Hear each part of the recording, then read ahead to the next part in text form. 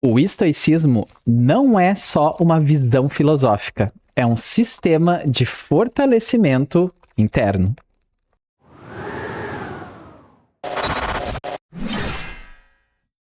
Esse canal fala sobre recomeços e sobre como uma filosofia forte pode mudar completamente a nossa realidade.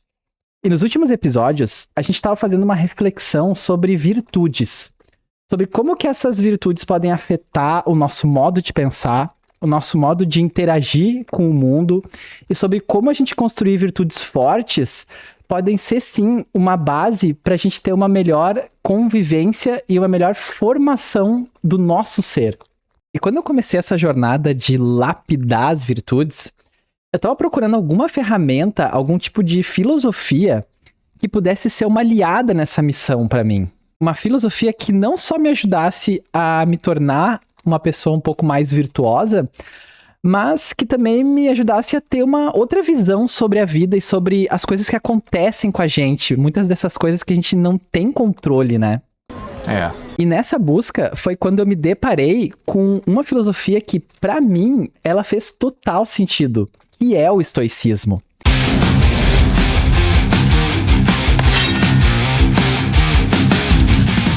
E através do estoicismo, eu comecei a entender como enxergar de um outro jeito a vida, de como encarar melhor algumas das situações que eu não tenho como controlar na minha vida, mas que eu vou precisar passar por essas situações.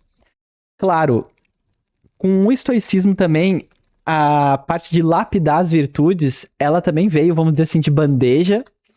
Mas eu quero te apresentar, na verdade, hoje, o que eu chamo de arsenal estoico.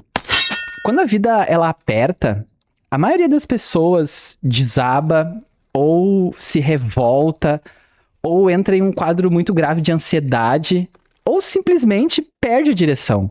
Mas, e se existisse uma filosofia antiga que ela foi criada não só para te parecer mais inteligente, mas que ela te ajudasse a te tornar uma pessoa mais forte? Uma filosofia que ela te ensina a suportar o caos sem perder a dignidade. A enfrentar a dor, mas sem ser destruída por ela. A viver com mais firmeza, lucidez e honra. Essa filosofia é o estoicismo. E peraí, eu sei que tu já pensou e já tá julgando. Ai, lá vem mais um vídeo de estoicismo. Esse assunto aí já tá batido, já tem um monte de vídeo desse aí na internet. Calma aí que não é bem isso. Fala o que você quer de uma vez. Eu não quero ficar te explicando o que é o estoicismo de um jeito tradicional, como tem um monte de vídeos por aí. Mentiroso! Eu quero te apresentar um estoicismo como ele realmente deveria ser entendido pela gente. Como um arsenal de poderes internos.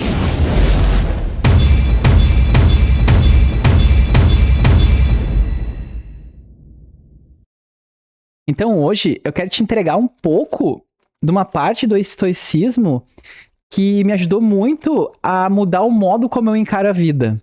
E que eu particularmente amo. Eu quero te mostrar quem foram os principais nomes e caso você queira estudar por conta própria, o que eu recomendo fortemente e principalmente quais são os 7 poderes estoicos que podem transformar o modo que tu vai começar a encarar os desafios da tua vida. Então fica até o final aqui comigo que eu vou compartilhar contigo um arsenal absurdo para te usar naqueles momentos mais difíceis da tua vida. Isso aqui é ouro puro. Mas vamos começar primeiro pelo básico. Caso você caiu aqui nesse vídeo e não faça ideia do que é o estoicismo, e depois nós vamos lá pro arsenal escolher as nossas armas estoicas. Beleza, vamos nessa.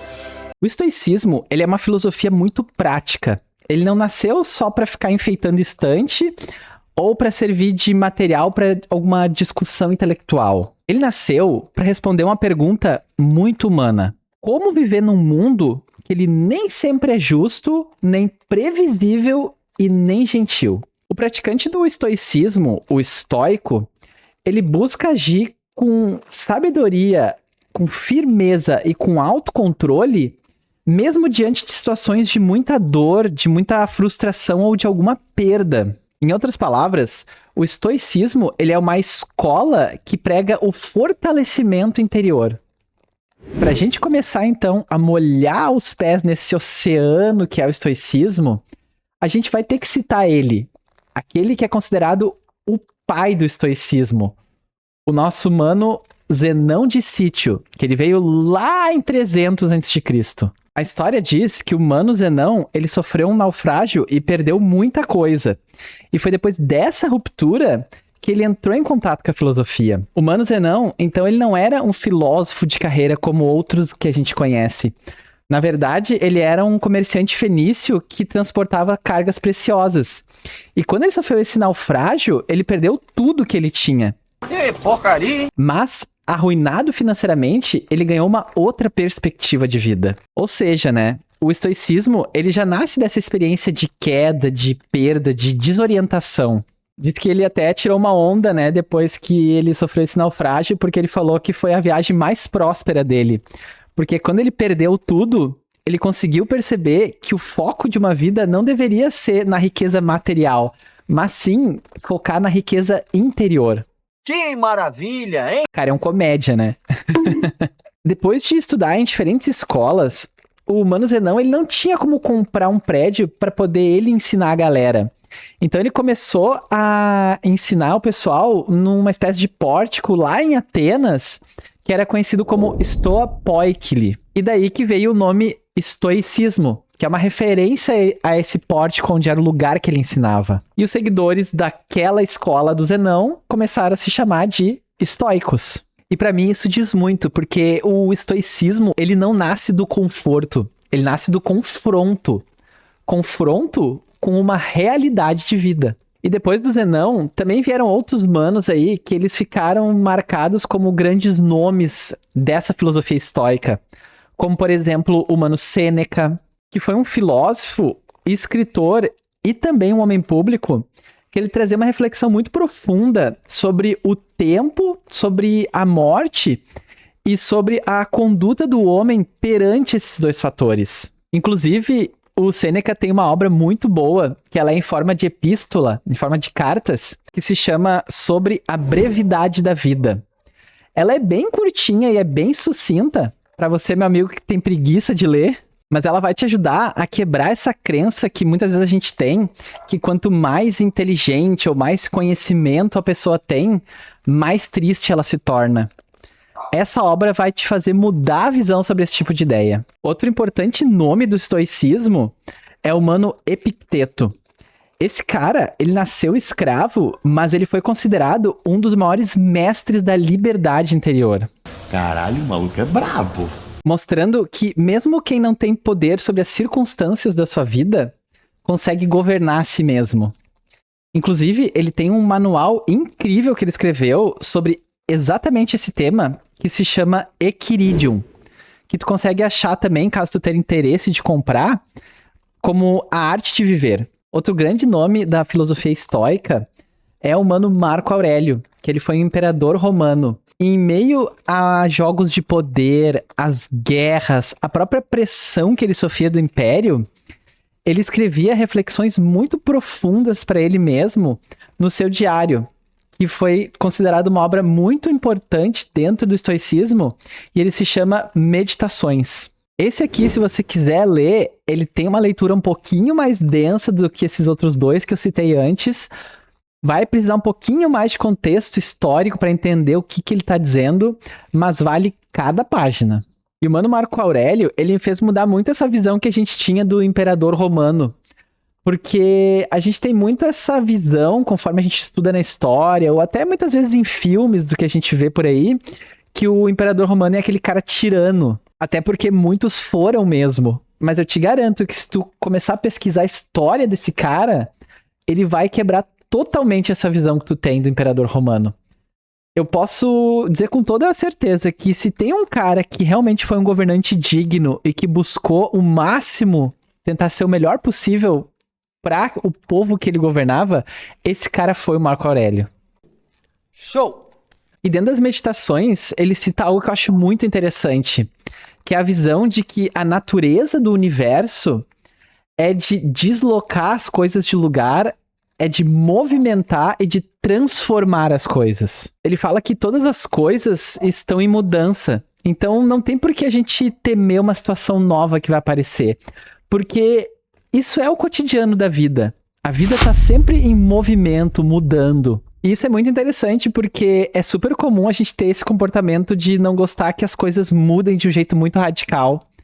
Só que, parando pra pensar, muitas das coisas que a gente tem uma certa segurança, sei lá, um emprego, um relacionamento, as próprias pessoas que estão com a gente, um dia a gente sabe que elas não vão mais estar.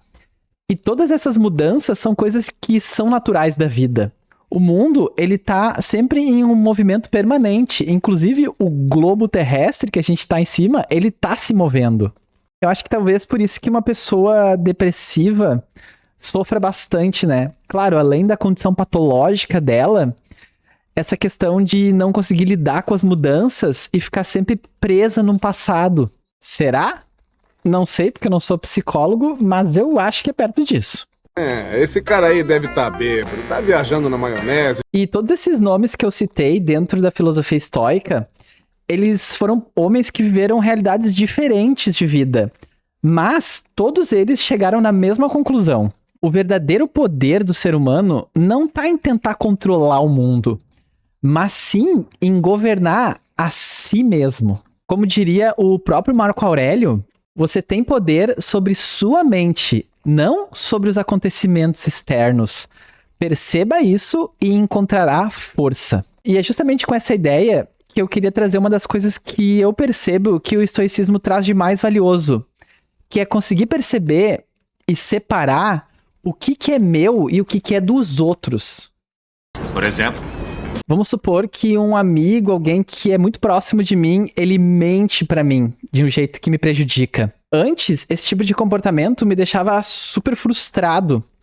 Mas quando eu comecei a perceber que esse comportamento não foi meu e foi uma coisa dele, que ele é uma pessoa que é mentirosa, que ele vai ter que lidar com as consequências dessa mentira, que foi uma atitude dele, uma escolha dele, e que eu não posso e nem deveria querer que ele fosse como eu quero que ele seja. A parte que diz respeito a mim é como que eu vou absorver esse ato que ele fez, essa mentira que ele fez contra mim, que decisões eu vou tomar a partir desse acontecimento, se eu vou querer continuar com essa amizade ou não. E eu digo até mais, eu posso até trazer uma reflexão mais profunda de que tipo de atitudes minhas estão desencadeando atrair pessoas que são traidoras na minha volta. Outra coisa que eu acho que é muito interessante do estoicismo, que inclusive tá aliado com o que a gente falou no episódio quando a gente trocou essa ideia da virtude da aceitação, é perceber que não adianta a gente ficar revoltado com as coisas que aconteceram. Por mais que a gente ache injusto, por mais que a gente tenha uma dificuldade para aceitar, por mais que a gente pensa, poxa, podia ter sido de outro jeito, podia ter feito de uma outra maneira, podia ter acontecido sem ser desse jeito aqui. Isso não adianta. A gente tem que aprender a aceitar e lidar com o daqui para frente. Porque você merecendo ou não um fato que aconteceu e que você não gostou na sua vida, ele é imutável no tempo. Aquilo não vai ter como mudar mais. O que pode ser mudado é qual é a atitude que eu vou ter perante aquilo. E ficar perdendo tempo lutando e pensando como poderia ter sido não é a melhor saída. Pelo menos eu acho que não. Inclusive, o próprio Mano Marco Aurélio, ele dizia que nada acontece ao homem que não seja próprio do homem. Que é muito próximo daquela expressão que a gente tem, né? Que ela é assim... A gente não recebe uma cruz mais pesada do que a gente consegue carregar. Eu acho que é mais ou menos algo assim. Que é aquela coisa, né? As coisas acontecem com a gente, é muito melhor a gente aceitar e procurar achar força para enfrentar elas do que se colocar numa postura de vítima e de que não merecia ter acontecido aquilo. Pode ser até que não merecia mesmo, mas o fato é que aconteceu. E quando tu vai mergulhando dentro do conhecimento do estoicismo, pelo menos a percepção que eu tive é que ele deixa de ser só uma filosofia que vai te trazer belas palavras, vamos dizer assim, mas ela tá muito mais próximo de um treinamento de alma. Porque quando tu começar a se aprofundar nessa escola, tu vai encontrar aquilo que eu chamo de poderes estoicos. Bora agora então entrar nesse arsenal e descobrir quais são esses poderes.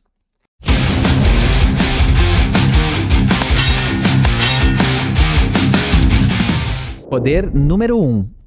Prohairesis, o poder do governo interior. O primeiro poder estoico, então, é o Prohairesis. Eu sei que o nome parece meio estranho, mas te liga na ideia. A nossa verdadeira liberdade, ela se encontra em desenvolver uma capacidade em poder escolher como responder às coisas que nos acontecem. Lembre-se que nem todas as situações da tua vida vai estar nas tuas mãos, mas a postura diante delas, essa pode estar. O famigerado, o que eu faço com aquilo que me acontece? A Prohairesis é essa habilidade da gente manter um centro interior e não ser arrastado pelo medo, pela raiva, pelos nossos impulsos, até mesmo pela opinião dos outros. Isso aqui faz uma falta nos tempos de hoje, Jesus! Aplicando na prática seria assim. Vamos dizer que alguém te desrespeita, te provoca, tenta te ferir. Qual que é a tua reação automática? É devolver na mesma moeda, não é mesmo? Claro que eu vou. Você me conhece. Mas a Prohairesis, ela entra e te questiona. Qual resposta ela tá mais alinhada com quem eu escolho ser? Esse é o início da liberdade real. As pessoas não têm, ou não deveriam ter, poder sobre as nossas reações. Você é o único responsável por elas. Entendi o recado. Poder número 2. A dicotomia do controle. O poder de não desperdiçar a vida. O segundo poder estoico é a dicotomia do controle. A ideia, ela é simples, mas profunda. Existem coisas que dependem de você e existem coisas que não dependem. Não me diga! O que depende de você é, e sempre vai ser, as escolhas que você faz, o seu esforço para alcançar aquilo que você se propôs, a sua disciplina para manter o caminho que você escolheu, a sua honestidade tanto consigo para com os outros e a sua própria postura perante os acontecimentos da vida. Agora, o que não depende de você, a opinião dos outros sobre você, como você conduziu a sua vida até aqui, ou seja, o seu passado, o clima, se vai chover ou se não vai, o comportamento dos outros diante das situações que envolvem você, os imprevistos que podem acontecer no caminho que você escolher para sua vida, o resultado final das escolhas que você teve para sua vida. Eu admito que essa dicotomia do controle, ela me pega muito, porque, claro, agora eu tô um pouco mais esclarecido. Mas nas antigas, cara, se eu planejava ir jogar um futebol, que seja na rua, e começava a chover, eu já ficava puto, porque, nossa, teve que chover bem na hora que eu saí. Aposto que você já pensou isso também, né? Mas é loucura, né? A gente fica bravo até com o clima, porque não fez o clima que a gente queria, na hora que a gente queria. Fora outras muitas situações que a gente queria que as pessoas agissem de um jeito como a gente queria, na hora que a gente queria, fazendo e atendendo um desejo que a gente tinha. E ao cara! Vai dizer que isso não é uma baita de uma doideira. Porque para pra pensar. Vai concordar comigo que a maior parte das nossas angústias, elas nascem porque a gente tá tentando controlar algo que não depende só da gente. É verdade. Quer dizer, às vezes não. E isso é forte. Então, o que seria isso na prática? Vamos pegar aqui um exemplo de uma entrevista de emprego.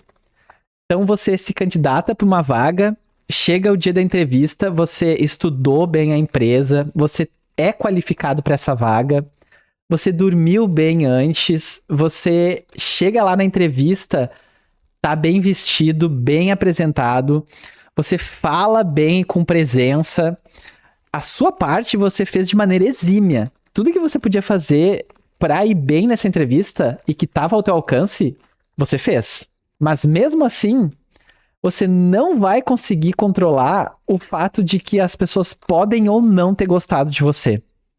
E eu digo mais, você não deveria nem se sentir culpado se você não conseguir pegar essa vaga de emprego. Existem muitos fatores envolvidos nessa sua aprovação na entrevista ou não. Pode ser que tenham outros candidatos que foram melhores, por mais que você se esforçou. Pode ser que o seu jeito de falar lembrava um ex-funcionário que foi péssimo na empresa e o entrevistador ficou com essa impressão ruim de você. Tá zoando? Não tá zoando? Pode ser que simplesmente a pessoa que te entrevistou tava num mau dia e ela não tava a fim de te ouvir. Então, tem muita coisa que pode acontecer. O que a gente deveria se focar é no que a gente pode fazer de melhor da nossa parte. O restante não cabe a nós. E quando tu entende isso, tu para de ficar sangrando essa energia mental com pensamentos que não vão produzir nada de positivo pra ti. Poder número 3. Apatia. O poder da calma sob pressão. O terceiro poder estoico é a apatia. E calma, eu sei que talvez você já relacionou com apatia e deve estar pensando... Ah, mas isso aí não é ruim? Sim. Não, isso não significa apatia no sentido moderno, que é essa pessoa fria, desalmada, sem coração. Apatia, no estoicismo, é a capacidade que você tem de não ser sequestrada pelas suas paixões desordenadas. É você sentir sem ser governado cegamente pelo que você tá sentindo. É o famoso permanecer lúcido no calor da emoção. Na prática, é tipo assim, quando a gente tá numa discussão, numa crise, num momento de tensão, a maioria de nós se rende aos sentimentos, como a raiva, como a frustração, e acaba falando coisas ou cometendo atos que não gostaria de ter cometido se tivesse mais consciente do que tá acontecendo. E depois, claro, paga o preço pela essa atitude e muitas vezes acaba se arrependendo. Quantas pessoas você já ouviu falar assim, eu só disse isso porque eu tava de cabeça quente? Não te ensinaram não a conter um pouquinho seus pensamentos intrusivos? Pois é, mas o fato é que tu disse, e foi naquele momento, e isso tem consequências. A apatia é essa força de sustentar o teu interior, mesmo quando o lado de fora tá pegando fogo. E aqui eu não tô falando não sentir nada, mas você vai ter que concordar comigo que existe uma diferença entre, por exemplo, sentir raiva e ser possuído pela raiva. Lembra sempre que existe um espaço entre o sentimento e a ação. E aquele que consegue controlar esse espaço é quem vai controlar a situação. É o clássico, antes de agir, pense. Poder número 4. Memento mori. O poder de lembrar da morte para viver melhor. O Mano Marco Aurélio, ele dizia bem assim: toma a morte como tua conselheira. Ou seja, lembra que um dia você vai desviver. Oi? O quarto poder estoico é o memento mori, que é se lembrar que um dia a gente vai partir daqui. E de cara, pode até parecer meio sombrio isso, mas na verdade, essa concepção ela é extremamente libertadora. Porque quando você esquece que um dia você vai partir, você acaba vivendo a sua vida como se tivesse tempo infinito. Você tem vivido em um mundo de sonho. Você acaba adiando conversas que são importantes. Você adia ou enrola ao máximo tomar decisões. Você tenta evitar grandes mudanças na vida. No fim das contas, muitas vezes, você adia a própria vida. Porém, quando você lembra da finitude da vida, tu começa a enxergar o que é essencial com muito mais clareza. E isso é forte. Eu ouso dizer aqui que, na minha visão, é o poder estoico mais importante. Tá bom. E sabe como que tu pode praticar isso na tua vida? Como? Antes de perder tempo da tua vida com orgulho, com distrações vazias, com medo do julgamento dos outros, se pergunte, sabendo que minha vida tem um fim, isso ainda faz sentido? Esse pensamento pode até parecer simples, mas ele te ajuda a reposicionar tuas prioridades. Porque muitas vezes a gente está vivendo num mundo onde a gente está sendo só extremamente funcional e seguindo um fluxo e a gente não para pensar o que realmente é importante para nós no fim das contas. E a morte, nesse caso, ela não entra como uma ameaça, ela entra como uma fiel conselheira. Vá atrás do que realmente é importante para você, Dê menos bola para a opinião dos outros sobre o que você tá fazendo. Passa aquela vergonha tentando fazer o diferente, mas passa com gosto. Se lambuze na lama da autenticidade. Porque daqui a uns anos, ninguém mais vai ligar para isso. Bom, isso diz muita coisa, não é? Poder número 5. Amor fati. O poder de fazer aliança com o destino. O quinto poder estoico é o amor fati, que traduzindo seria algo como amar o destino. Isso aqui não significa gostar da dor ou romantizar o sofrimento. Bem longe disso. Na verdade, significa parar de viver em guerra contra a tua realidade. Não que isso signifique ser um conformista, mas está muito mais próximo do que eu chamaria de um otimista consciente. Ah, tá. Porque com esse poder estoico, você tira o foco que você estava colocando na dor e você coloca na possibilidade e no aprendizado. Sabe? É deixar de ficar se perguntando por que essa situação tá acontecendo na minha vida e trocar por começar a se perguntar o que essa situação tá querendo me mostrar que eu não tô enxergando ainda. O amor fati é essa habilidade de conseguir transformar um acontecimento em uma matéria-prima, vamos dizer assim.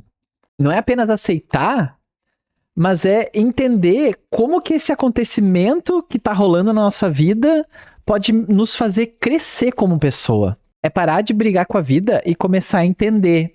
Beleza, eu não gostaria que fosse desse jeito, mas já que eu não tenho como mudar isso, o que eu posso aprender e como eu posso usar essa situação para me tornar uma pessoa melhor? Quando a gente passa por um fracasso, por uma perda, por uma rejeição, por um término que a gente não estava esperando, a gente pode passar anos ficando revoltado com isso e se tornando uma pessoa horrível, ou a gente pode usar esse acontecimento como uma forja.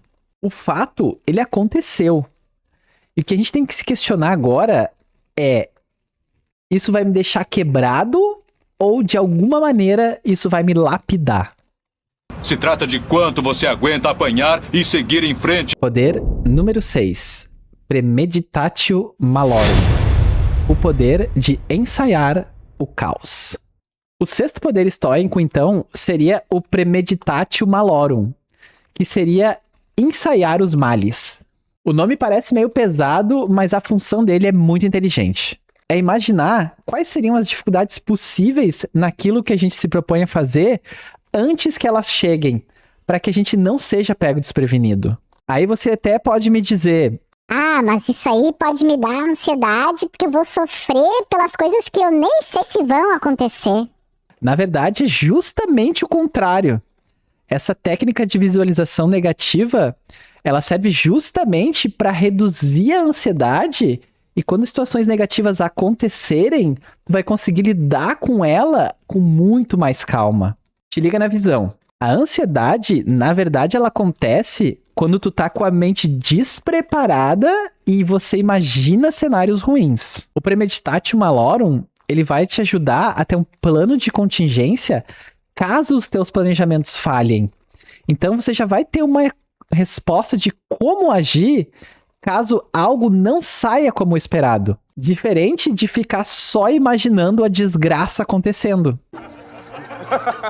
Então você pode ir com tudo pra cima daquilo que você quer, e caso algo falhe, você tá tranquilo porque sabe e já imaginou as possibilidades de como resolver aquilo ali.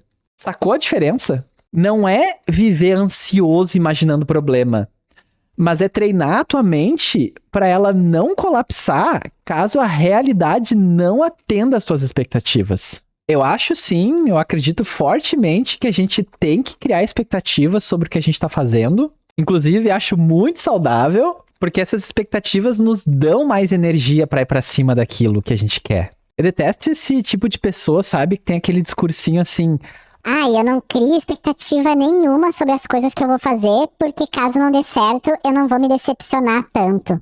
Na real, esse tipo de pessoa não cria expectativas porque, no fundo, ela é muito imatura para lidar com a realidade quando as coisas não atendem o que ela quer. Não tem sabedoria nenhuma nisso aí, porque expectativa e empolgação, elas trazem energia e bons sentimentos. Na prática, a gente consegue treinar o premeditatio malorum com perguntas como: e se o plano falhar? Como que eu vou reagir? E se a pessoa não concordar? E se eu acabar perdendo esse algo que é importante? E se eu precisar refazer esse trabalho? E se eu precisar recomeçar do zero de novo? Na minha ótica, uma pessoa que ela tem um nível de sensatez e maturidade ideal para uma pessoa adulta, ela planeja na cabeça dela tanto como vai ser se der certo o que ela quer fazer, como se ela der errado também. O estoico, ele contempla cenários difíceis não para ficar sofrendo antes da hora, mas para fortalecer a musculatura interior. Aquela pessoa que só consegue imaginar cenários perfeitos, ela se despedaça no primeiro choque que ela tiver com a realidade. Agora, aquele que ensaia o caos, ele responde melhor quando ele chegar. E a gente sabe que uma hora ele pode chegar. Poder número 7. Virtus. O poder de agir pelo que é certo. O 7º poder estoico, ele é talvez o mais nobre de todos. Ele é virtus, que significa virtude. Porque, no fim das contas, o estoicismo não é aquele tipo de filosofia que te ajuda a te sentir melhor. É mesmo? Eu nem percebi. Não é esse o objetivo dele. O estoicismo, ele traz como base tu te tornar uma pessoa melhor. Para os estoicos, uma vida boa não é aquela vida guiada por prazer ou por impulso ou até por conveniência. Para o estoico, uma vida boa ela é guiada pela excelência moral. Lá ele vindo dar a lição de moral e querendo cagar a regra na vida dos outros. Não é isso. É que o estoico, ele entende que ele não está disposto a trocar coisas materiais ou riquezas ou confortos pelas virtudes dele. É aquele tipo de pessoa que ele não vai se vender para ter um benefício. Ele não vai entregar um valor que ele acredita e defende por algo que é perecível. Porque o estoico acredita que o desenvolvimento das nossas virtudes é a coisa mais forte que tem nas nossas vidas e que mais trazem valor para a vida. Ou seja, uma vida sem virtude é uma vida que não vale a pena ser vivida. E aqui eu nem trago esse papo de querer se achar mais virtuoso que os outros, ou achar que é o cara que é o corretão, que ele é a referência moral. Não é essa a vibe. Sei. A ideia aqui ela é muito mais simples e menos arrogante. É olhar para os nossos defeitos, para as nossas falhas e pensar como que a gente pode melhorar isso. A busca pela virtude não serve pra gente esfregar na cara dos outros que a gente é melhor, ou que a gente é mais honesto, ou que a gente é mais justo. A busca pela virtude serve pra gente entender e ter satisfação pelo modo como a gente conduz a nossa vida. A busca pela virtude, na verdade, ela é uma coisa muito pessoal de cada um, e ela serve pra gente tornar esse planeta que a gente compartilha em um lugar um pouco melhor. E jogar na cara dos outros que você é o virtuosão e o outro não presta, não me parece muito a atitude de quem quer transformar a Terra num lugar melhor. Uma vida digna, na minha visão, ela começa quando a gente se respeita e respeita os outros também. E eu acho que é aí que a virtude entra, para nos ajudar a dar um norte de como fazer isso acontecer. E eu te garanto, você até pode não concordar comigo e tá tudo certo, mas aquele cara que é vendido, aquele cara que é trapaceiro, aquele cara que é egoísta, pode ser que ele consiga viver uma vida inteira achando que é feliz e sem consciência do que tá fazendo, ou estando nem aí pras consequências. Mas eu te garanto, vai ter um momento da vida, pode ser lá na reta final, pode ser no último na última respiração dessa pessoa. Algum momento essa consciência vai bater e ela vai entender que aquilo tudo que ela viveu não valeu a pena. Salvo, claro, raras exceções, como pessoas que são psicopatas, por exemplo. Porque daí elas têm uma patologia que faz com que elas não consigam sentir isso. E para os estoicos, as grandes virtudes, aquelas que são mais importantes, são sabedoria para tomar boas decisões e ser um aprendiz na vida, coragem para enfrentar os grandes desafios da vida, justiça para agir com honra e honestidade, e temperança para conseguir viver uma vida com equilíbrio e moderação nas ações. Esse aqui é o kit básico para quem quer viver um caminho estoico. E o que é o Virtus, então, aplicado na prática? É muito simples. É fazer o certo quando seria muito mais fácil fazer o errado. É ser honesto mesmo quando ninguém tá te regulando. É ser justo mesmo nas pequenas coisas. Porque quem é corrompido nas pequenas coisas dificilmente vai ser íntegro nas grandes. É conter os seus impulsos descontrolados. É manter a sua palavra. Esse aqui até parece simples, mas ele é muito forte. E agir com bons princípios. Eu te pergunto, imagina um mundo onde as pessoas vivem todas essas virtudes. Que tipo de mundo e que nível de humanidade que a gente teria? E para finalizar o vídeo, eu queria trazer 3 práticas que eu acho interessantes para quem se interessou pelo estoicismo e tá com vontade de começar a colocar essa filosofia, a viver isso na própria vida. São coisas que eu faço e que, estudando, eu aprendi que são interessantes. E eu vou estar compartilhando, então, agora com você, para caso você tenha interesse também. A primeira prática é escrever. Nossa, que dica incrível e diferente que tu trouxe agora. Muito engraçado! Mas assim, quando a gente quer ter uma mudança de comportamento, querendo ou não, a gente trava uma batalha mental. E não é só porque eu quero mudar que de uma hora para outra eu mudo. Isso é um processo que leva um tempo. Eu, por exemplo, na altura que eu tô gravando esse vídeo agora, eu tô com 39 anos. E eu vivi muitos anos tendo outro tipo de atitude. Então, para mim começar a trocar isso, eu preciso treinar. E qual que é a ideia de escrever? É tu ter tipo um diário, que seja um caderninho, qualquer coisa. Ou até mesmo, sei lá, um documento no Word ali no teu computador. Mas que no fim do dia, tu escreve algum tipo de atitude que tu queria que tivesse feito diferente. Ou alguma coisa que tu acha que tu deveria ter reagido de outra forma, mas não reagiu. E tu vai lá e escreve. Por exemplo, tive uma discussão no trabalho, mas eu queria e falei tal coisa pro meu colega. Mas eu não acho que essa foi uma atitude muito legal. Só que eu fiquei com raiva na hora. Então, eu quero começar a ter menos raiva. Eu quero começar a controlar mais. Por mais que eu esteja certo, eu quero praticar mais temperança.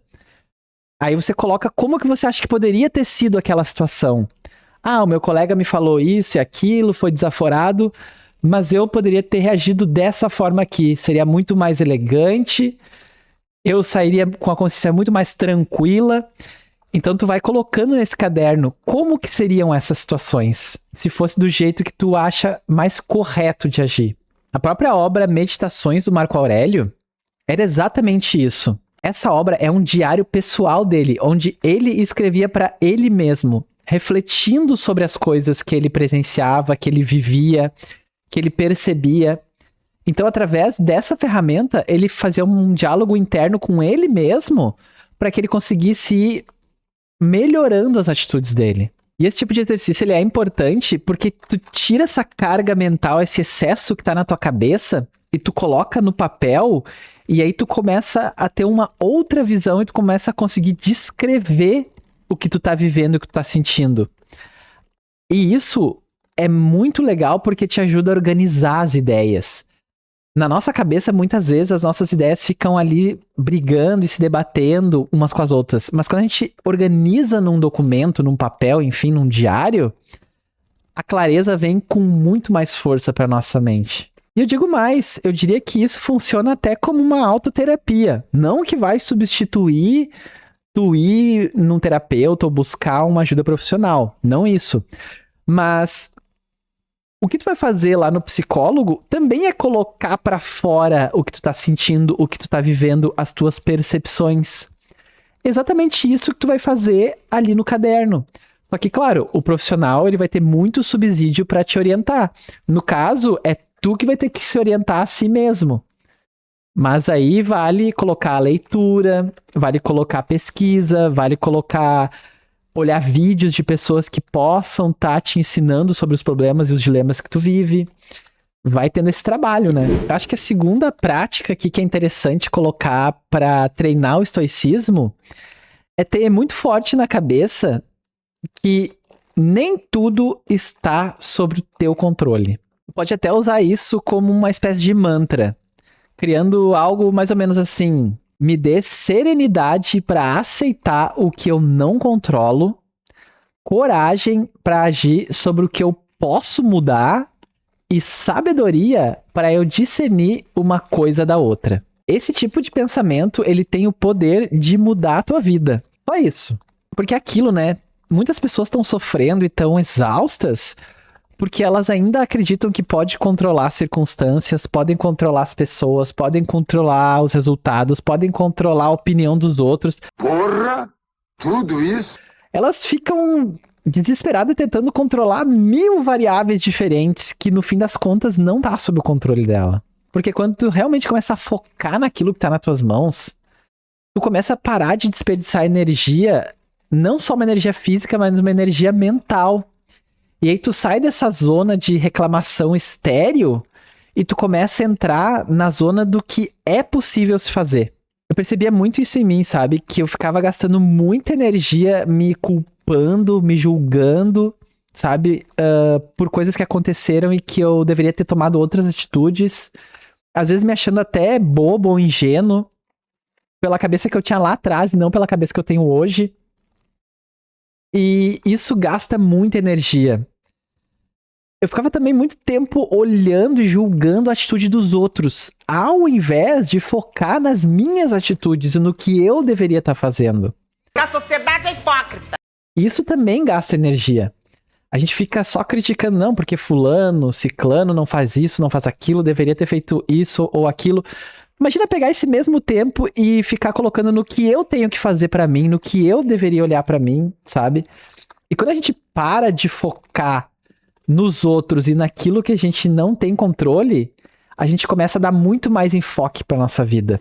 E a terceira prática seria regular os impulsos. Não só fazer aquilo que nos dá vontade ou que vai nos trazer um resultado prazeroso, mas fazer aquilo que precisa ser feito e que é o correto segundo o caminho que eu escolhi. E até pode parecer que eu tô indo para um lado de meritocracia, de só se dar bem na vida quem se esforça e faz tudo que tem que ser feito e sacrifica todo o resto.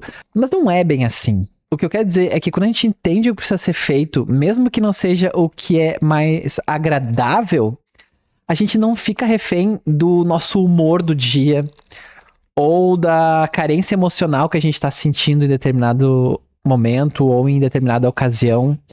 A gente não fica refém da vontade ou da boa vontade dos outros. A gente não fica refém também da tentação da hora ou da conveniência de uma ocasião. É por isso que a construção da virtude ela é importante no caminho estoico. É importante na nossa vida, no geral, na real, né? Mas é através dessas virtudes que a gente vai conseguir ter esse senso do que precisa ser feito, mesmo que não seja a coisa mais agradável do mundo. E para isso a gente tem que ter muito claro e se fazer algumas perguntas. Por exemplo? Quais são os princípios que governam a minha vida? Quais são os meus valores inegociáveis que eu não abro mão em hipótese alguma? Tem uma ação que eu acho bem interessante e que é bem legal, que é pegar um papel e escrever as 5 virtudes que tu gostaria que governassem a tua vida. E aí tu coloca esse papel pendurado em um lugar de fácil acesso e que tu enxergue todos os dias. Por exemplo, quem sabe tu bota atrás da porta do banheiro. E aí quando tu for fazer o número 2, tu fica olhando para essas virtudes. Ah, tá. Então essa era a coisa legal que você queria mostrar? Tá bom, mas eu não quero, não. Ó, essa dica aí vale ouro, hein? Ó, essa dica aí vale ouro, hein?